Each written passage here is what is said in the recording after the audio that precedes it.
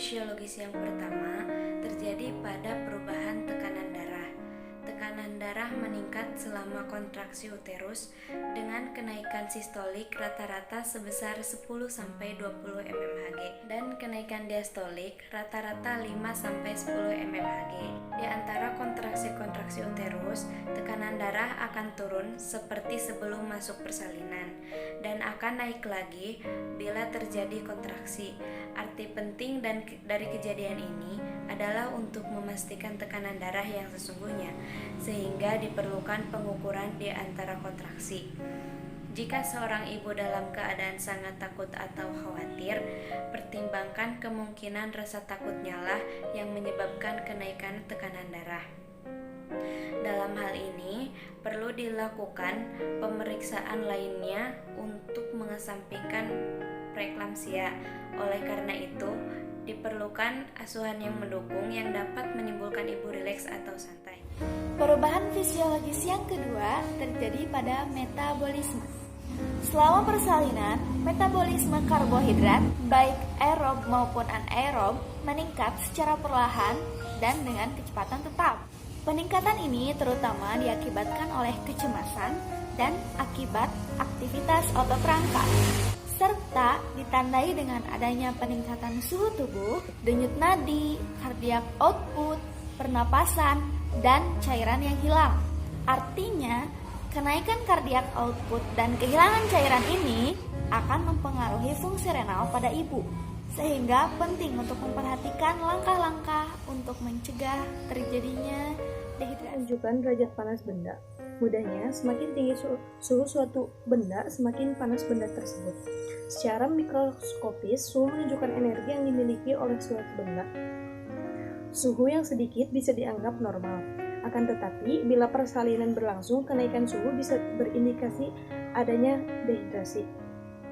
Sedikit naik selama persalinan untuk bisa dianggap normal, kenaikan ini tidak boleh melampaui 1-2 derajat Fahrenheit. Denyut jantung.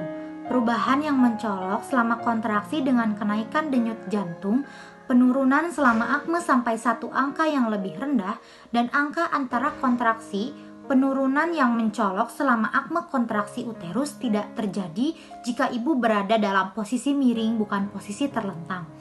Denyut jantung di antara kontraksi sedikit lebih tinggi dibanding selama periode persalinan atau sebelum masuk persalinan.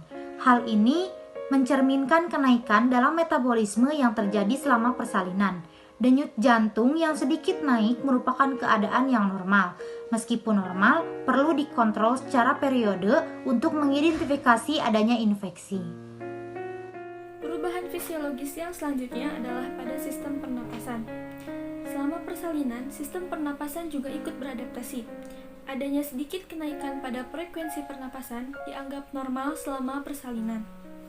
Jumlah frekuensi pernapasan itu sendiri tidak bisa dihitung secara tepat karena dipengaruhi oleh peningkatan metabolisme, dipengaruhi oleh nyeri, kekhawatiran, serta teknik bernafas yang tidak teratur. Namun apabila meningkat sampai dengan 30 kali per menit, hati-hati, itu merupakan tanda-tanda syok pada ibu. Pada tahap kedua persalinan, apabila ibu tidak diberi obat-obatan, maka ibu akan mengkonsumsi oksigen hampir 2 kali lipat. Untuk itu, diperlukan tindakan untuk mengendalikan pernapasan ibu agar tidak terjadi hiperventilasi. Hiperventilasi merupakan kondisi di mana ibu akan bernapas lebih cepat dari biasanya, sehingga kadar oksigen yang dihirup sangatlah sedikit. Namun sebaliknya, kadar oksigen yang dihembuskan sangat berlebih sehingga kadarnya dalam tubuh menurun. Hiperventilasi yang berlangsung lama dianggap tidak normal dan bisa menyebabkan alkalosis respiratorik atau pH naik, hipoksia, dan hipokapnia atau kadar karbon dioksida dalam tubuh menurun. Itu perubahan renal. Perubahannya yaitu yang pertama, poliuri, sering terjadi pada ibu hamil selama persalinan. Yang kedua adalah proteinuria positif 1 adalah biasanya 1/3 separuh wanita dalam persalinan. Yang ketiga, proteinuria positif 2 ini dan di atasnya jelas abnormal. Arti penting yang harus diperhatikan yaitu kandung kemih harus dievaluasi yaitu setiap 2 jam. mencegah terjadinya resiko hambatan terhadap turunnya bagian terbawah janin, serta trauma terhadap kandung kemih. 7 yaitu perubahan gastrointestinal atau pencernaan yang merupakan reaksi terhadap salah satu atau kombinasi dari faktor-faktor kontraksi uterus, rasa nyeri, rasa takut, cemas, medikasi, atau komplikasi. Adapun perubahan gastrointestinal atau pencernaan pada ibu bersalin yaitu kemampuan pergerakan gastrik serta penyerapan makanan padat berkurang. Nah, dalam hal ini akan menyebabkan pencernaan hampir berhenti selama persalinan dan menyebabkan konstipasi, yaitu sembelit. Selanjutnya yaitu perubahan hematologi. Hematologi adalah ilmu yang mempelajari tentang darah dan jaringan yang membentuk darah. Hal-hal yang harus diperhatikan, yang pertama yaitu hemoglobin akan meningkat 1,2 gram atau 100 ml pada saat persalinan dan akan kembali seperti semula pada hari pertama pasca partum. Yang kedua yaitu kadar koagulasi darah akan berkurang disertai dengan peningkatan fibrinogen plasma. Yang ketiga, sel darah putih secara progresif akan meningkat selama kelas 1. Yang keempat, gula darah akan menurun dan menurun drastis pada persalinan yang sulit dan lama. Hal ini disebabkan karena peningkatan aktivitas otot uterus dan rangka. Perubahan uterus meliputi miometrium, kontraksi dan relaksasi. Pada saat relaksasi, ukuran tidak kembali ke bentuk semula. Kontraksi uterus yang dimulai dari fundus uteri dan menyebar ke depan juga ke bawah abdomen. Segmen atas rahim, dinding menepal sebagai mendorong bayi keluar. Segmen bawah rahim dibentuk oleh istemus uteri, dilatasi makin menipis karena terus dirgang karena masuknya persalinan. Bentuk rahim, setiap terjadinya kontraksi, sumbu panjang rahim bertambah, sedangkan ukuran melintang dan ukuran muka berkurang.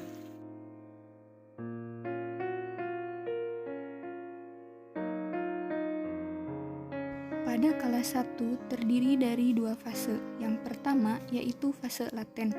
Fase laten dimulai sejak awal berkontraksi sampai penipisan dan pembukaan serviks secara bertahap. Berlangsung hingga serviks membuka kurang dari 4 cm. Berlangsung hingga 8 jam. Adapun adaptasi fisiologis dan psikologisnya. Pada adaptasi fisiologis, ibu merasa nyeri punggung, mengalami pecah ketuban, nyeri terkontrol, masih dapat berjalan. Untuk adaptasi psikologisnya, yaitu ibu merasa gelisah atau gugup, fokus pada persalinan, teknik pernapasan dilakukan, perlu ditemani, dan ingin jalan-jalan. Fase yang kedua yaitu fase aktif. Pada fase aktif, frekuensi dan lama kontraksi meningkat secara bertahap dari pembukaan 4 cm sampai 10 cm. Terjadi penurunan bagian terbawah janin. Adapun adaptasi fisiologis dan psikologisnya.